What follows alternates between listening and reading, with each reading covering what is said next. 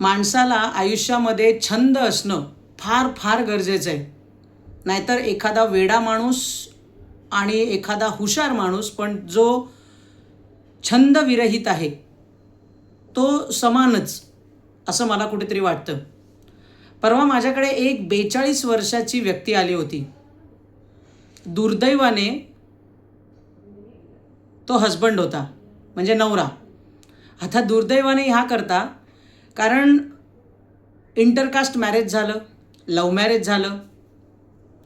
ती व्यक्ती डबा आणत होती, तर काळजी घेता घेता घेता घेता कॉलेज टाईममध्ये प्रेम झालं. बरं झालं ते झालं, बऱ्याच जणांचे होतात समाजामध्ये. आपल्याकडे अरेंज मॅरेज आणि लव्ह मॅरेज असे 2 प्रकार आपल्याकडे आहेत.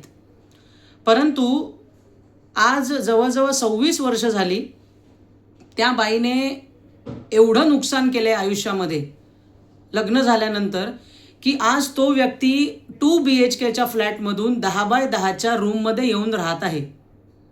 बरं, इतकी वर्ष झाली त्या व्यक्तीचं म्हणणं आहे, मॅडम मी बाहेरच जेवतो, मला घरात ती बायको माझी जेवण करून वाढतच नाही, भयंकर त्रास देते, खाऊ पिऊ काही घालत नाही, काळजी काही घेत नाही, सर्व काही निगेटिव्ह असंच तो व्यक्ती सांगत होता.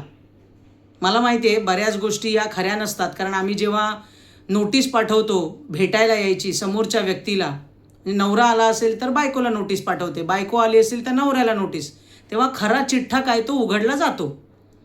असो, तेव्हा ती व्यक्ती त्या आपल्या बायकोबद्दल सगळं काही निगेटिव्ह सांगत होती.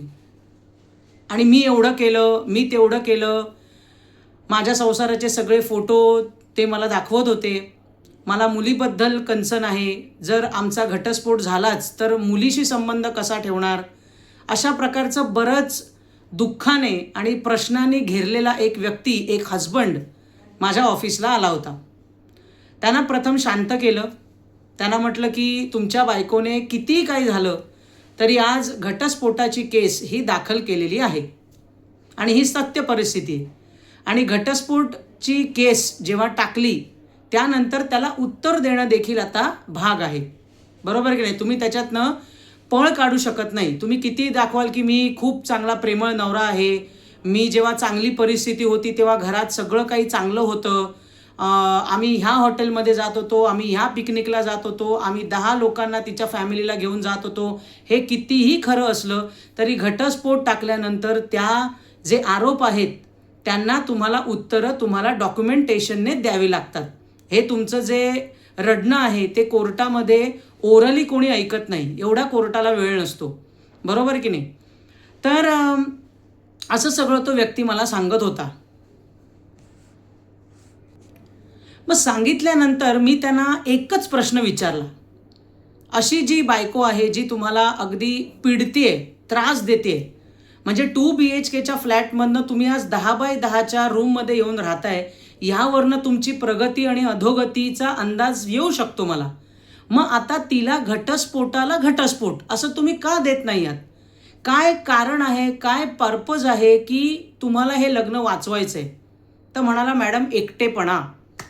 मला म्हणे एकटेपणाची प्रचंड भीती वाटते, मला प्रचंड शारीरिक व्याधी आहेत, म्हणजे माझे पाय दुखतात, माझे ऑपरेशन झालेले आहेत 2, मला कधी माहीत नाही की मला कधी चक्कर येईल, मी कधी पडेन. मग एक सेवा करण्यासाठी तरी किंवा एक हाक मारल्यावर कोणीतरी मदतीला येईल म्हणून तरी मला हा जो माझं हे जे लग्न आहे ना ते मला वाचवायचं आहे मॅडम. मी म्हटलं तुम्हाला आयुष्यात काहीच नाही दुसरं?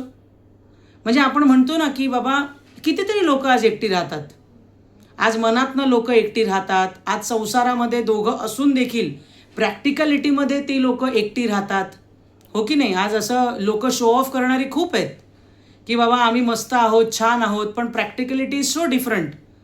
तर मग मी त्यांना म्हटलं की आयुष्यामध्ये काही छंद नाहीत आणि ह्याच्याकरता ही एकटेपणाची भीती वाटते. ठीक आहे, तुमचं मुलीवर प्रेम आहे, कुठेतरी घटस्फोट घेतला तर कुठेतरी बाबा माझं मुलीबरोबरचं नातं तुटून जाईल.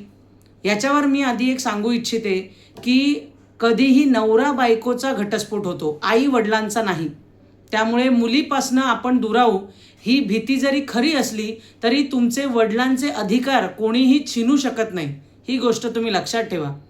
आणि एकटेपणाच्या भीतीकरता आज हा व्यक्ती त्या बाईचा जो काही त्रास आहे किंवा छळ आहे हा तो स्वीकारायला तयार आहे. हतबल आहे, तो कुठेतरी फार डाऊन आहे आणि म्हणून कदाचित त्याला असं वाटतं की घटस्फोट न देता मी मरेपर्यंत या बाईचा त्रास सहन करेन, पण एकटं राहू शकत नाही. हा फिअर आणि कुठेतरी त्या एकटेपणाला तो घाबरतो आणि म्हणून हा सगळा खटाटोप आज तो घेऊन माझ्याकडे ऑफिसला आला होता. तर आज या व्हिडिओतनं सांगण्याचा मुद्दा हा आहे की बघा, एकटं तुम्ही फक्त लग्न झाल्यानंतर डायव्होर्स बायको देणारे आणि मी कुठेतरी एकटा होणारे हा असाच एकटेपणा नाही आहे. आणि म्हणून मी तुम्हाला नेहमी सांगते की एकटेपणाचे देखील बरेच रंग आहेत, बरेच, हो की नाही.